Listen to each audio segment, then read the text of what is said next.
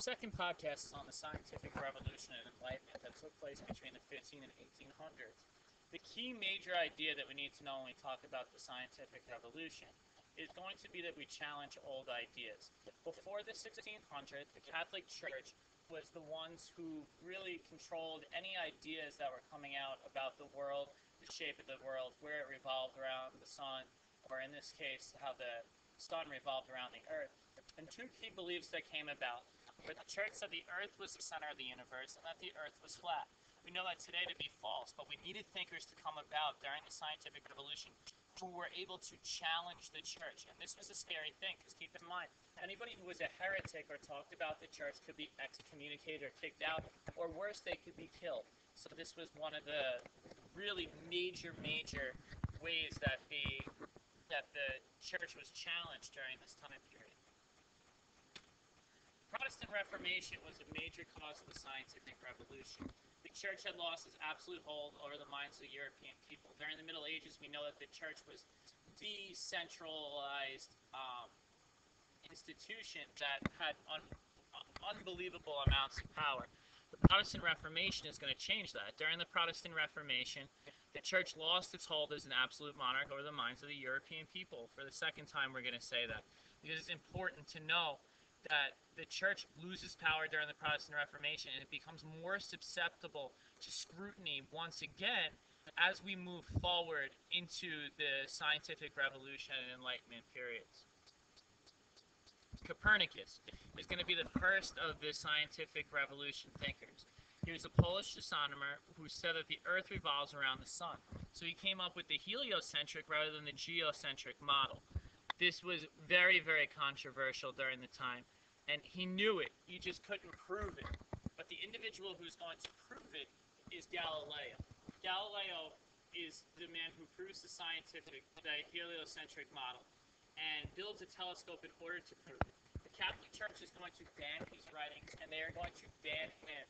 They're going to excommunicate him and force him to recant his teachings. He's placed under house arrest until the time of his death, where he continued to work in private. He is considered the father of science, particularly by Albert Einstein. But he's forced to recant or take back what he says. Why? Because the Catholic Church still has a good deal of power during this time. Another thinker that we need to know is Johannes Kepler. And Kepler comes with the idea that the earth revolved around the sun in sort of ellipses or oval paths around the sun. And that's big because what it proved once again is the heliocentric model, okay? But it also proved that it wasn't a perfect circle that we went around the sun in. It was an elliptical type orbit. Francis Bacon comes up with the idea of scientific method during this time, or a search for truth. He developed a way to go about it. You couldn't just assert something like the Catholic Church was doing this time. You had to prove it as true. And that's what the scientific revolution is able to come up with. It's the basic idea and premise that you need to be able to prove something true through fact.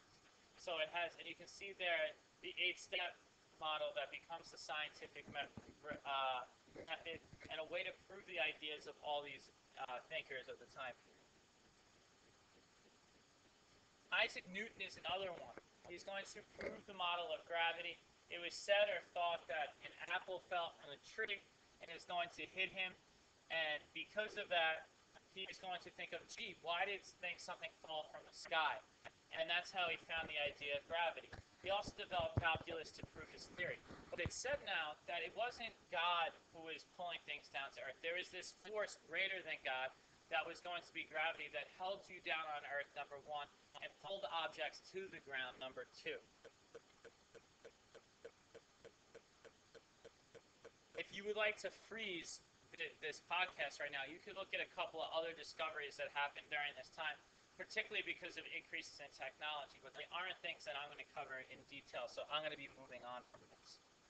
The effects of the scientific revolution. The Roman Catholic Church fell in power again. This is the second time we see the Roman Catholic Church fall in power. The first time is going to be during the Renaissance and Reformation. And there's many discoveries in the fields of science. But the major idea here is people began to question authority for the first time. So they begin to question why it is that absolute rulers are able to rule over people with complete authority and not have their authority challenged at all.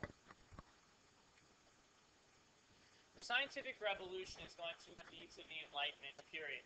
It's where we question the best form of government and question absolutism. We want to see reform within government. What's the relationship supposed to be between a people and its government is what the Enlightenment really focuses on. And it takes that question and that spirit of questioning during the scientific revolution and applies it to the Enlightenment period. The Age of Enlightenment, okay? From science to philosophy. They question the best form of government, and they also are going to question absolutism. So they're going to start to question people like Louis XIV and say, why does this guy have complete control over every aspect of individuals' lives? There's two main individuals that we need to know about during this time, John Locke and Thomas Hobbes. And they disagreed about two things. Number one was human nature. So John Locke thought that human nature, people were ordinarily good. Thomas Hobbes thought people were nasty, brutish, evil individuals, and that you had to basically keep people on lockdown in order for them to stay under control. And as a result, they disagreed under how people should govern. John Locke came up with the idea of life, liberty, and property, your natural rights, things you're born with, something that government cannot take away from you. And he looked at the relationship of people with their government and said, if the government doesn't meet the basic needs of the people, you have this thing called the social contract, where you have the right to overthrow the government and overthrow anyone who is basically going to take away your life, liberty, and property. On the other hand, you have Thomas Hobbes, who's a supporter of absolutism. He said that people must surrender their rights to government. Why? Because if they don't, that people are going to take advantage of the government and life is going to basically crumble right before your very eyes. John Locke unlocked the door to democracy, and he's going to inspire things like the American Revolution, the Declaration of Independence that gets formed, where we change it to life, liberty, and the pursuit of happiness. A couple of French thinkers that we need to know. The first of which is Denis Diderot. He's going to come up with the idea of the encyclopedia. He's going to be censored by the Roman Catholic Church too, but what he does, he takes all this learning and puts it in one place, like the modern encyclopedia that we might see online, like Wikipedia, for example. And it's important for four reasons. Why? Because it brought subjects together. It was published for the masses, so the ordinary person was able to read it. It spread Enlightenment ideals, and the middle class could afford it. So we're having a middle class during this time that is going to be able to be educated to start to question the government too. Another thinker is Montesquieu. I remember we always say Montesquieu. 3 branches of government based on 3 syllables in his last name. And he talked about government and the importance of individuals' rights. He talked about how power should be checked. That 3 branches of government, legislative, judicial, and executive branch, check each other so that no one branch becomes too powerful. He also believed in separation of powers, making sure that no one branch became too powerful when ruling over the people. Voltaire. Voltaire is a French author, and he's going to be famous for freedom of speech and also for freedom of religion. You see the B in Voltaire, we remember that as voice. That's how we're going to memorize this. And he said, I may disapprove of what you say, but I'll defend to your right the death, your right to say it. He strongly believed in freedom of speech. The Louis are not going to like him in France. They're not going to like his writings because they challenge the basic ideas of absolutism. Adam Smith, he's an economic thinker, and he develops capitalism, whereas Karl Marx is the person who is going to be the founder of communism. The founder of capitalism is Adam Smith. He wrote a book called Wealth of Nations. He developed the idea of laissez-faire economics, where the government keeps their hands out or off of the economy. This is called extreme capitalism. This is where people are able to make decisions about their everyday life, and consumers and producers are the people who are going to be able to decide whether or not an individual, what they produce and how they produce it, basically.